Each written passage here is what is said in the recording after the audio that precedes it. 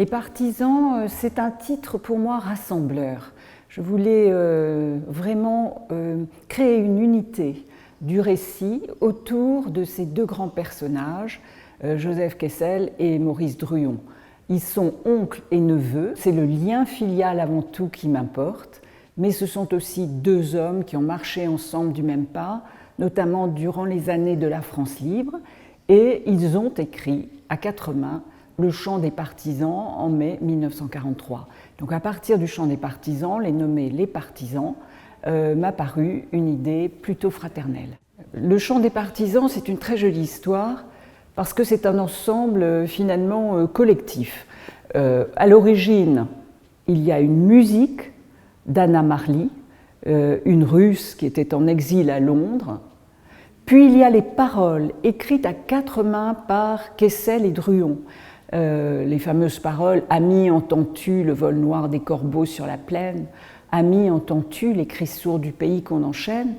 On ne peut pas savoir qui a trouvé les corbeaux, on ne peut pas savoir qui a trouvé le fameux « Ohé les tueurs à la balle et au couteau », on ne sait pas.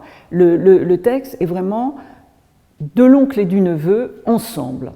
Et puis, à l'autre bout de la chaîne, si j'ose dire, après Anna Marly, après Kessel-Druon, il y a quand même cette chanteuse, la première interprète du chant des partisans, Germaine Sablon, alors que c'est un chant viril, guerrier, eh bien c'est une femme qui, la première, va interpréter ce chant sur les ondes de la BBC.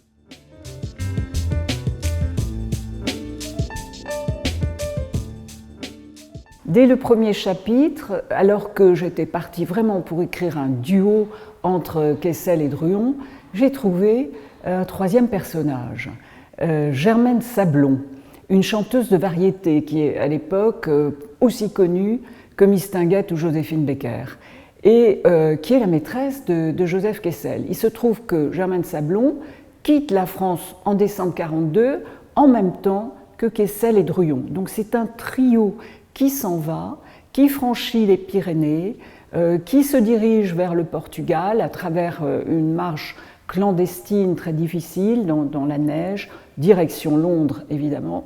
Et cette femme, évidemment, je l'ai trouvée étonnante, je l'ai trouvée magnifique, parce qu'elle est courageuse, parce qu'elle est intrépide, parce qu'elle choisit l'action au lieu de se complaire dans son univers si confortable des variétés et de la scène française. Et finalement, elle va avec eux, elle va devenir ambulancière, elle va suivre les troupes sur le terrain des combats, elle sera décorée de la Légion d'honneur à titre militaire.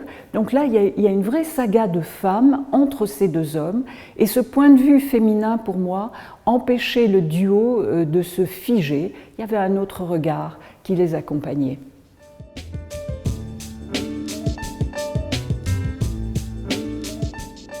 Alors Kessel et Druon sont à la fois très proches, par l'affection, par la tendresse, par ce lien extraordinaire qui jamais ne sera brisé entre eux, mais ils sont aussi très différents comme caractère, comme tempérament.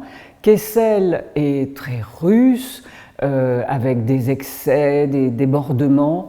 Il aime la musique tzigane, il aime les nuits de princes et les nuits de truands.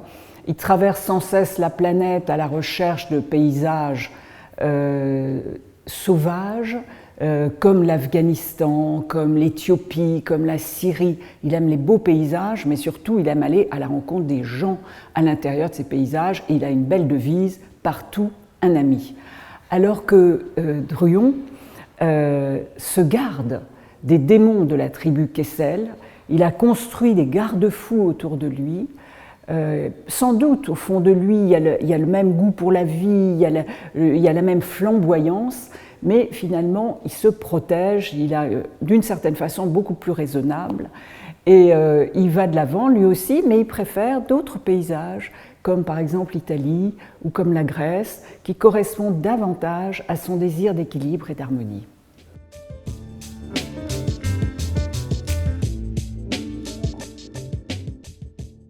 On peut s'interroger sur la postérité, bien sûr, des écrivains.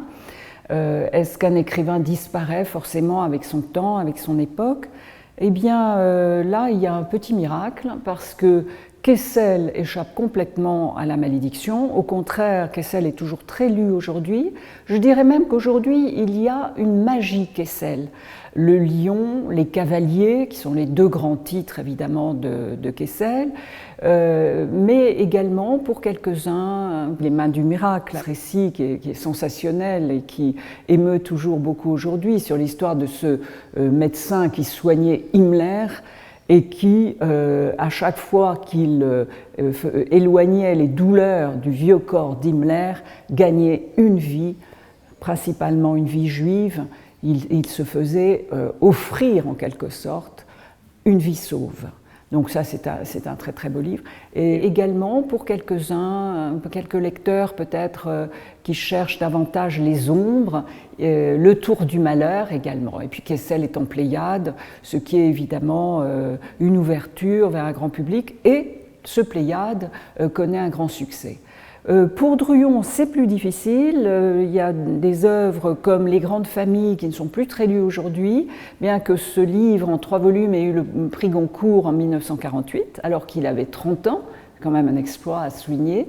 Mais il reste avec Les Rois Maudits, puisqu'on sait très bien que Les Rois Maudits, c'est l'origine même de Game of Thrones, revendiqué par l'auteur de Game of Thrones.